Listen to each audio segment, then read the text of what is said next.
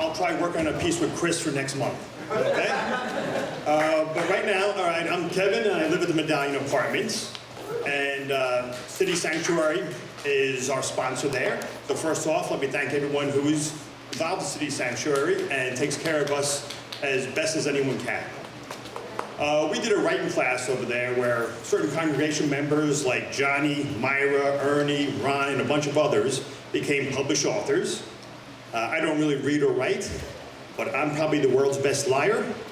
So creative writing couldn't be that hard. The next thing I know, the title of the book is named after what I wrote. So here we go. Actually, the prompt was just name something you recalled as a kid. As I said, I lie, so I'm not going to talk about myself. So, yes, I was called a tomboy by Tommy and Ron as I walked with them on the way to the baseball diamond in Pearl Field to meet up with the boys. They would call me worse, and I would return the favor. I was always the first kid up in our neighborhood. Guess it was something I learned from my father, Gil, who woke up everyone in Ryan, New York, with a loud white garbage truck he would work on with Cleon and Wayne, or when he was woken by the sirens to rush to an overnight crisis as a volunteer fireman. That was before he enlisted once LBJ decided to intervene in Vietnam.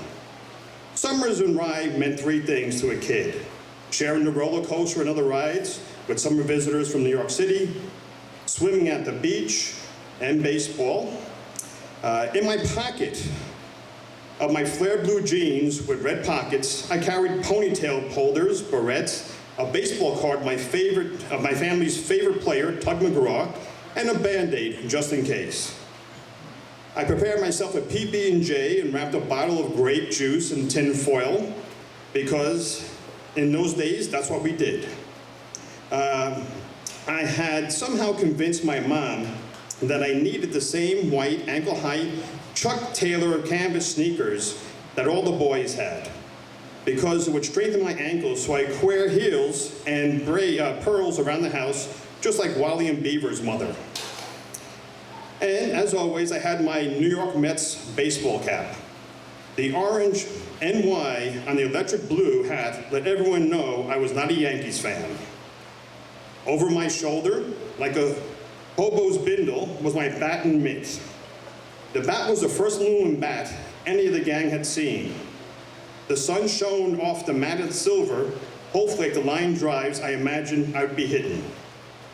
The glove I had slid down it wasn't as modern. It was my dad's. He had used it through high school, and then when he played the fire department's softball games.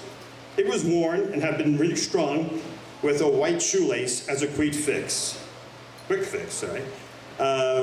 The well-used pocket made every ball catchable except one. I had never got to play catch with my father. All of Rye and neighboring fire departments mourned his return from Vietnam at a service at Our Lady of Lourdes Church. Along the route that led to St. Charles Cemetery, fire companies lined up, lights on, no sirens. The next sounds I heard were the clicking of soldiers' black shiny shoes and then a trumpet playing taps. I recall hearing the guns salute Daddy, but nothing after closing the limo's door. As we headed home, looking back, some 40 years ago, as I walked to the ballpark with Tommy and Ron that day, I can still remember the pride I felt. Not only did I keep my father's passion alive, it was the day I truly started to share it with all I met.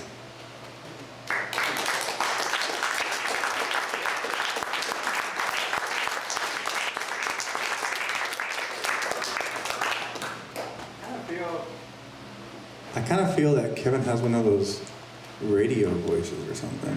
I